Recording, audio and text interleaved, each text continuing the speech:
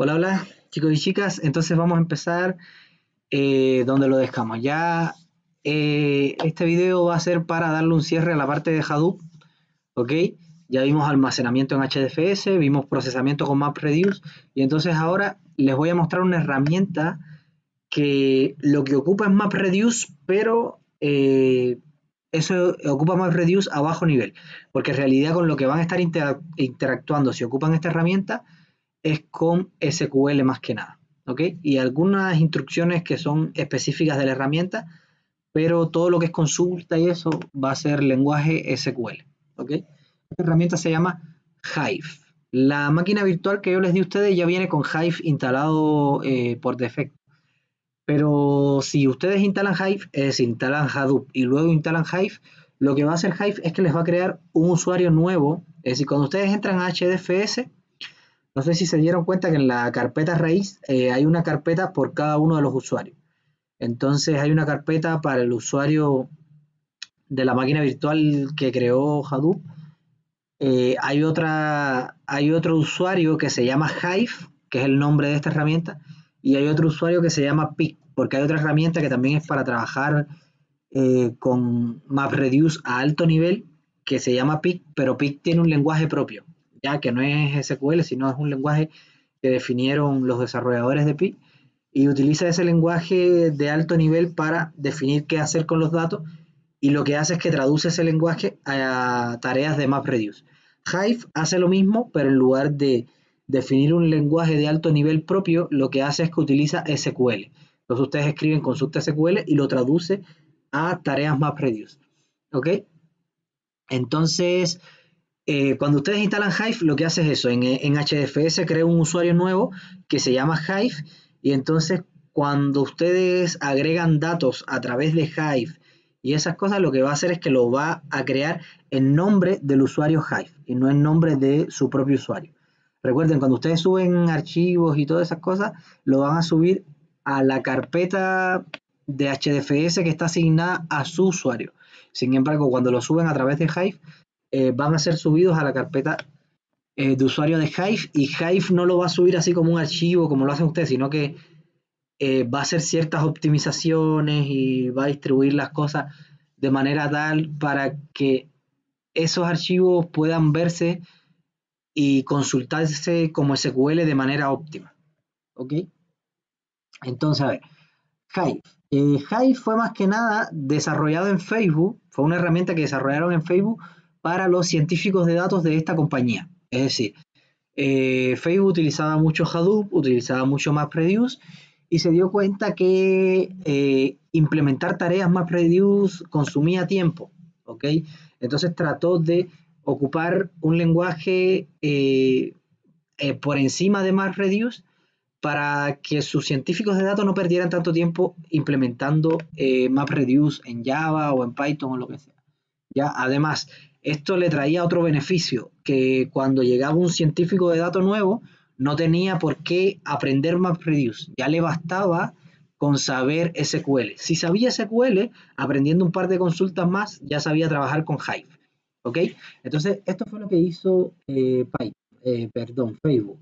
Facebook creó una herramienta encima de MapReduce y encima de MapReduce esta herramienta reconocía SQL y lo traducía a MapReduce. Entonces todos los científicos de datos que llegaban ya no tenían que complejizarse mucho en desarrollo de MapReduce y también podían llegar incluso científicos que no sabían nada de MapReduce. ¿Ya? Aquí la ejecución es algo más lenta, no en todos los casos, pero a veces algo más lenta porque dense cuenta que además de, de mandar a ejecutar las tareas MapReduce, Hive tiene una capa extra, ¿ya? Que la capa extra es traducir el código SQL a MapReduce, ¿ok? Entonces, cuando ustedes implementan código MapReduce, no tienen esta capa extra, pero les consume tiempo de desarrollo a usted, ¿ok? Es decir, Hive convierte SQL a MapReduce y esto tiene un costo extra, pero este costo a veces vale la pena pagarlo porque les evita tiempo de desarrollo, ¿ok? Entonces ustedes ven más que nada si están dispuestos a pagar este costo. Pero por lo general es un poco más lento que el MapReduce tradicional. Pero la ventaja que tiene es que no necesita implementar MapReduce, que los que nosotros vimos son bastante más sencillos, pero a veces hay que implementar otros que no son tan sencillos como los que vimos ya. Hay que filtrar, hay que ver esto, comparar, hacer condicionales y cosas. Entonces a veces con eso en una consulta SQL lo hacemos súper fácil, en menos de un minuto, y sin embargo si lo hacemos con MapReduce tenemos que implementar la clase Mapper, la clase Reducer, y comunicar todo eso, echarlo a andar, subirlo, bueno, en fin. Con Hive no, con Hive simplemente ponemos una consulta SQL y me va a dar la salida de los datos correspondientes a la consulta SQL. ¿Ok? Hive tiene tres modos. Tiene el modo script, que el modo script más que nada es que yo escribo las consultas SQL en un archivo, ¿ya? Y se lo paso a Hive a través de este parámetro. Es decir, yo pongo en la consola Hive -f y después el nombre del archivo, y lo que hace Hive es que ejecuta línea a línea todos los comandos SQL que hay en ese archivo. ¿Ok? Otra manera, otro modo de ejecución es el interactivo. ¿Ok? El modo interactivo lo que nosotros ponemos es Hive-e y nos abre una consola de Hive y ahí podemos escribir una línea SQL, le damos enter y esa línea SQL me da un resultado y puedo seguir pidiendo más cosas. ¿Ok? Es interactivo. Cada línea que yo ejecuto se ejecuta al momento. Es decir, no doy varias líneas para que se ejecuten una a una, sino que doy una línea, se ejecuta, doy otra, se ejecuta y así. Y embebido es que también se puede utilizar a través de librerías en programas Java. ¿Ok? En Java hay dependencias de tipo Hive y yo puedo simplemente crear mis consultas en string y eso. Como mismo yo defino consultas para bases de datos y los echo a andar desde un lenguaje de programación así mismo, pero en lugar de ahora una base de datos, lo que voy a tener por detrás es Hive. ¿Ok? Que Hive lo que va a hacer es ejecutar procesos MapReduce y MapReduce lo que va a hacer por debajo es interactuar con HDFS. ¿Ok? Y ese es el embedded, es acceder a través de librerías en Java. ¿Ok? No sé si ahora admitirá otros lenguajes como Python, pero hasta hace 1 o 2 años lo que aceptaba era solamente Java. ¿Ok? Entonces, aquí hay un ejemplo de Hive en desarrollo. ¿Ok? Es decir, esto es Hive interactivo. Aquí ustedes ponen Hive-e y lo que les va a poner es Hive con ese signo de ahí. ¿Ok? Hive con ese signo de ahí y aquí ustedes pueden escribir lo que ustedes quieran. Entonces, lo que deben escribir ahí son comandos Hive, que muchas veces los comandos Hive parecen SQL y otras veces no. Por ejemplo, aquí lo que estamos haciendo es creando una tabla record, ya estamos creando la tabla record, así mismo se crea en SQL, ¿cierto? Es decir, create table, el nombre de la tabla, y aquí se les pasa el esquema de la tabla, ¿ok? El esquema de la tabla es el nombre de la columna, el tipo, el nombre de la columna, el tipo, el nombre de la columna, el tipo, y el nombre de la columna y el tipo, ¿ok? Aquí hay proyecto ID, es un string, empresa me imagino que es ID, el bill es como la cuenta, por hora es un entero y el rango de la cuenta es un entero también. ¿Ok? Entonces, yo estoy creando aquí la tabla vacía. Esto aquí de row format delimited file terminated by coma, eso parece que es específico de Hive, ¿ok? Y lo que le está diciendo a Hive es que cuando guarde esta tabla, porque si Hive, recuerden, no está trabajando con base de datos relacionales por detrás. A pesar de que esto parece SQL, es lenguaje SQL, por detrás no está trabajando con bases de datos relacionales, sino que está trabajando con HDFS. Por lo tanto, aquí lo que le estoy diciendo es que cuando lo guarde en HDFS, los archivos que corresponden a esta tabla, los guarde en CSVs delimitados por coma. ¿Ya? Es decir, en archivos delimitados por coma. ¿Ya?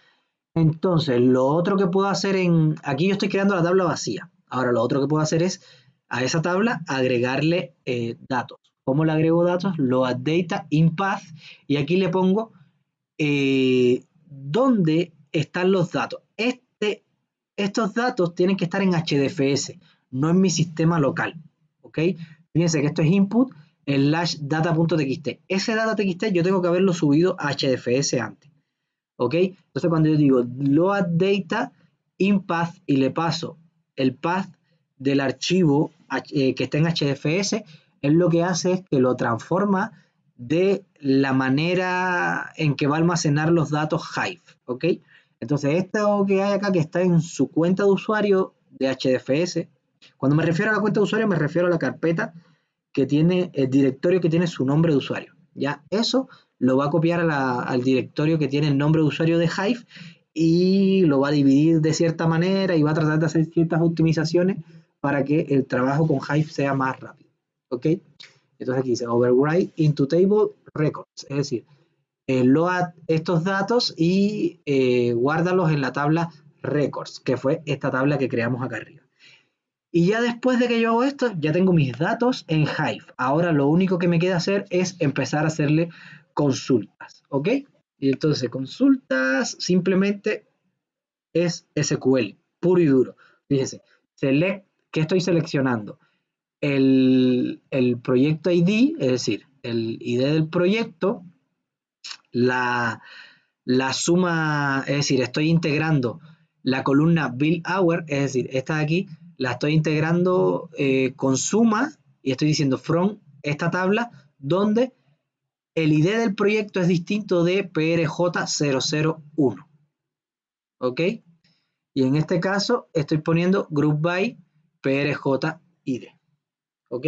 Y esto va a dar como salida eso que ven ahí. ¿Ya? ¿Por qué? A ver, imagínense que este archivo tiene estos datos que se muestran acá. ¿Ya? Entonces, cuando yo ejecuto esa consulta SQL, ya esa consulta primero va a discriminar estos dos porque está diciendo que cuando el ID del proyecto sea distinto de eso, entonces va a tomar este proyecto, va a seleccionar esta columna, el bill hour es esta otra columna, ¿o no? A ver, sí, esta otra columna, entonces va a seleccionar esas dos columnas, ¿ya? Sin embargo, va a agrupar por este ID del proyecto, ¿ya? Es decir, todos los PRJ002 van a estar en una misma fila ahora y la manera en que voy a integrar esta columna es a través de la suma. ¿Ok? Cuando yo hago un group by, yo aquí pongo cómo quiero integrar los grupitos en los que me los une. Porque fíjense, si yo hago group by por el ID del proyecto, todos los que tengan este ID van a ir a parar al mismo grupo. ¿Ok? Y los que tengan, por ejemplo, PRJ003 van a ir a parar a otro grupo. Pero yo también quiero tener el billing por hora, ¿ok? Y entonces al tener el billing por hora, quiero que me lo sume para ese grupo. ¿Ok? Entonces por eso que PRJ002 tiene 130, porque lo que hizo fue sumar esto. ¿Ya? Si ustedes saben de SQL, se van a dar cuenta que ejecutar esto en una base de datos relacional que tiene estos datos, da como resultado eso de ahí. Y en Hive pasa lo mismo. ¿Ya? La única diferencia es que Hive lo que está haciendo por detrás es tomar este SQL, ¿ya? Traducirlo a códigos MapReduce, es decir, si se lee estas cosas, lo que va a hacer es que va a crear procesos MapReduce y se los va a dar al clúster de Hadoop para que los ejecute, ¿ya? Y el clúster de Hadoop, en base a lo que tenga en HDFS, le va a dar esta salida. ¿Ok? Pero igual se va a ejecutar un mapper, reducer, de hecho varios mappers, varios reducer, y las salidas se van a integrar y me va a arrojar esto. ¿Ya? Esto nosotros lo podemos hacer con MapReduce tradicional también, ¿ok? Porque fíjense que aquí podemos hacer un MapReduce que el mapper lo que tome sea la llave, coma, es decir, el project ID, coma, el billing por hora, ¿cierto? Y que cuando la línea, el project ID sea igual a este, no agregue nada. Entonces agregaría este, y el reducer lo que haría después sería sumar estos dos, ¿cierto? Pero tendríamos que programar el mapper, el reducer, compilarlo, subirlos a Hadoop, ejecutarlo. Aquí, sin embargo, si tenemos Hive, ponemos esta línea de código y listo, me da esta salida. ¿ok? Y fíjense que aquí podemos hacer n consultas sobre los datos. Es decir, podemos hacer esta consulta, después hacer otra, después hacer otra. Sin embargo, imagínense que tenemos 10 consultas. Hacer 10 consultas SQL para alguien que domine el lenguaje no es problema. Las hace en 2 segundos. Pero hacer 10 códigos de MapReduce igual probablemente no sean difíciles, pero ese tema de estar compilándolos, subiéndolos a Hadoop, ejecutándolos, les va a consumir tiempo, ¿ok? Entonces, a veces vale la pena eh, ejecutarlos a través de esto, ¿ok? De hecho, actualmente lo que más se ocupa cuando utilizamos Hadoop con MapReduce es Hive. Los MapReduce tradicionales, así, implementarlos como lo implementamos nosotros en la clase pasada, se utilizan para casos específicos, donde quizás una consulta SQL no es tan clara para obtener la respuesta que yo quiero, ¿ya? Entonces, si no me queda tan claro cómo obtenerlo a través de SQL, no lo hago a través de Hive, sino que creo un MapReduce, un archivo map, un archivo reduce, y los ejecuto y voy a obtener el resultado a través de eso, ¿ya? Entonces, estas son dos opciones. Ustedes tienen que saber más que nada que existen las opciones y cuándo utilizar cada una. ¿Ok? Mi recomendación es, si lo pueden hacer con SQL, háganlo con Hive nomás, que al final el overhead, porque aquí les había dicho que la ejecución es algo más lenta, pero ese overhead muchas veces es imperceptible, ¿entiendes? Porque Hive está bastante optimizado, entonces cuando crea un map y un reduce, a pesar de que los crea automáticamente, muchas veces tiene sentido hacer ese map y ese reduce, ¿ok? Y el overhead, ese de traducir SQL a map reduce, muchas veces vale la pena pagarlo, ¿ok? Porque no vamos a tener que implementar nada ni ejecutar nada de cero, ¿ya? Entonces, nada, eso es todo lo que les iba a hablar de Hive. Aquí cerramos Hadoop, ¿ok? De todas maneras, sí les dejo dicho que existe otra herramienta que se llama Pig, aunque no es tan utilizada como Hive, Pig de cerdo, PIG, ¿ok? Pig, que Pig lo que hace es lo mismo que Hive, es decir, nos evita estar programando MapReduce, pero en lugar de hacerlo con SQL, Pig define un lenguaje propio, ya que tampoco es tan difícil y si quieren después buscar y ver, lo pueden buscar también. Hive y Pig están instalados en la máquina virtual que yo les pasé. Por lo tanto, ahí no tendrían que instalar nada, ahí ustedes pueden probar todo esto, a ver cómo funcionan estas herramientas y no tendrían problema. ¿Ya? De todas maneras, si ustedes instalan Hadoop, instalar Hive, instalar Pig, no se crean que es la gran cosa instalarlo, no, ya. Instalar Hive y Pig es simplemente como ustedes instalan cualquier software en cualquier servidor de Linux, ¿ok? Yo creo que igual lo más complejo cuando ustedes instalan un clúster de Hadoop no es instalar Hive y Pig, sino instalar Hadoop como tal. Pero no porque sea difícil instalar el software, sino porque a veces se complica un poco comunicar las máquinas del clúster. ¿Ok? Es decir, hacer el SSH y que una máquina sea visible desde otra y que le pueda enviar el código. Eso es lo que a veces se complica un poco porque muchas veces las redes tienen firewall, no, esta red es interna, es privada, la otra es pública y muchas veces es complicado. ¿Ya? Pero otras veces no tanto. Y generalmente ahora cuando se crea un clúster de Hadoop, ya no se crea en clústeres personales, sino que se crea en la nube. ¿Ok?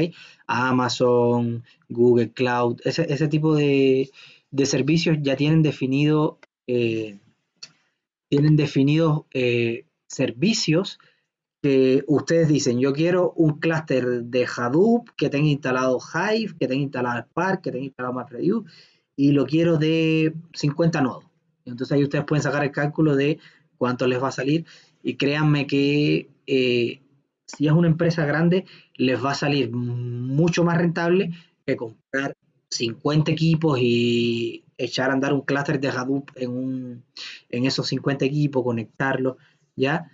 Les va a salir mucho más rentable pagar una mensualidad que no va a ser tanto, ¿ok? Porque los servicios de la nube son bastante accesibles, sobre todo para empresas. Quizás para nosotros como individuos no tanto, igual sí, porque tienen un margen que es gratis, ¿ya? Igual pueden probar cosas y eso, pero no tanto como crear 50 nodos y echar a andar un super conjunto de datos en 50 nodos, ahí sí les va a cobrar. Pero hacer cositas para probar así como un archivito chico para ver cómo funciona y eso muy probablemente no les cobre nada, ¿ya? Pero sí les recomiendo que si van a hacer algo de esto en la nube, vean bien el tema de hasta dónde se considera que algo es gratis y cuándo no, ¿ya? Porque, por ejemplo, en AWS, que es el de Amazon, hay cosas que hay máquinas virtuales que pueden ser gratis. De hecho, hay una que se llama el T2 Micro, que ese es gratis, pero todas las demás ya que tienen GPU o son más potentes, cosas así, ya no son gratis. Ya esa, esas hay que pagarlas. ¿Ok? Entonces, eso. Pero no es tan difícil echar a andar un clúster de Hadoop. ¿Ya? Entonces, este primer video de Hive lo vamos a dejar hasta acá. Y aquí con esto terminaríamos el contenido de Hadoop y les voy a enviar una tarea y con esa tarea tendrían que evaluar, tendrían que evaluarse ustedes mismos, por lo tanto, con esa tarea cerraríamos el tema Hadoop. ¿Ok? Entonces, chao, chao a los que estén viendo el video y a los que están en la clase, no se vayan que seguimos.